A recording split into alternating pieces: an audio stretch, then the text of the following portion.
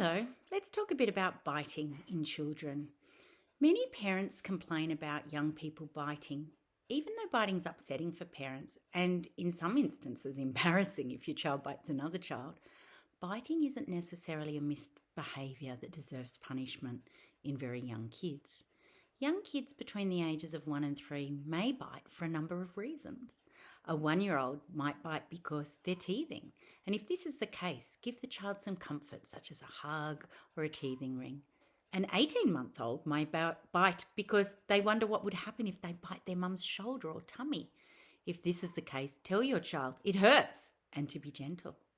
A 2 to 3-year-old and even a 4-year-old may bite because they want attention or they're frustrated and haven't yet learnt to deal with anger appropriately. When 2 to 4-year-old children bite, it's important to state, we don't bite. You need to use gentle touch and move them away. You may need to ask, what happened, to understand why they've bitten. Some kids will behave in certain ways, such as biting a sibling, because they've learnt from previous experience that this is the only time they get attention. They may be punished for their behaviour, but any attention is better than no attention. And if this is the case, deal with the issue of attention separately. For example, spending quality time with your child, talking with them, taking an interest in what they do, participating in their development, playing. They're all great steps. If your 3-year-old bites more often than not, it's because they haven't yet learnt the skill to manage their frustration.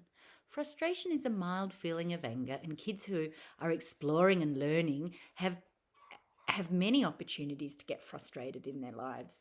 For example, when they've just finished drawing a creation and a 1-year-old sibling rips it up, or when a friend snatches their new toy, or an adult insists they share it. It's okay for 3-year-olds to get frustrated, but it's not okay for them to act on this frustration by biting.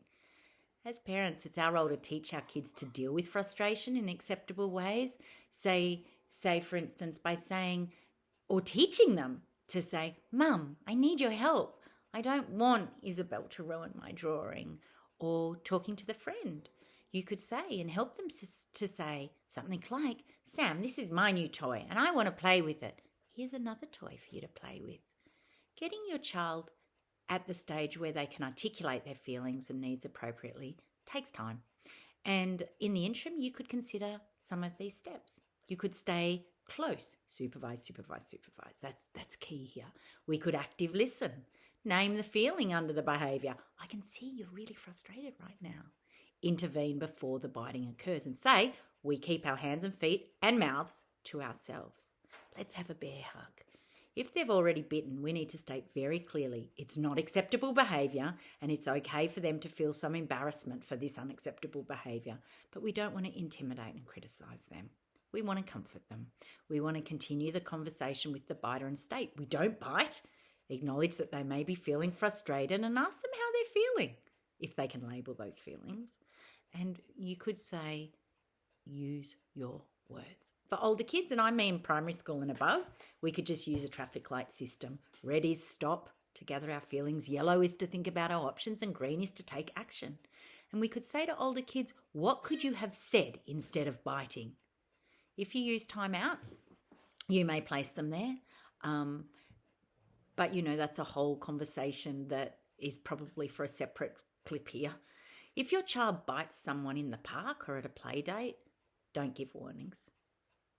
We don't give those warnings of if you bite again, we'll go home. Instead, we just take them straight home and tell them why. And don't bite your child back. Don't wash their mouth out with soap. You're trying to direct their behaviour. You don't have to be cruel to teach a child to manage their frustration or to have values of respect for others. Like with all parenting strategies, these strategies take time to learn for both you and your child. If you are needing more input here, you might like to go to my website and have a look at my online course, Parenting in the Early Years, because there's heaps of strategies there that will support you on this incredible yet daunting journey of raising your children well.